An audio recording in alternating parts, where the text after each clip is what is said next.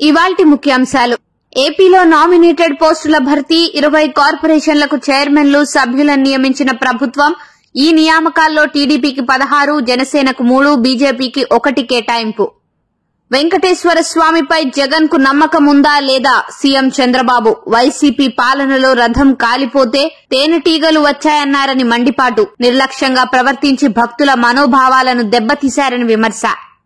శేర్లింగంపల్లి నేతలతో సమావేశమైన కేటీఆర్, పార్టీ నేతలకు దిశానిర్దేశం చేసిన కేటీఆర్. శేర్లింగంపల్లిలో ఉప ఎన్నికలు వస్తాయని వ్యాఖ్య. రైతు భరోసాకే కాదు, సీఎం సీటుకు గ్యారంటీ లేదని విమర్శ.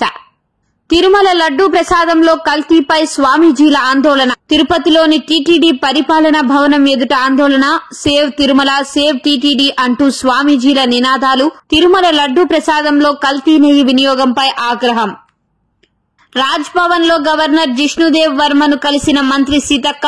ములుగును మున్సిపాలిటీగా మార్చే బిల్లును ఆమోదించాలని కోరిన సీతక్క.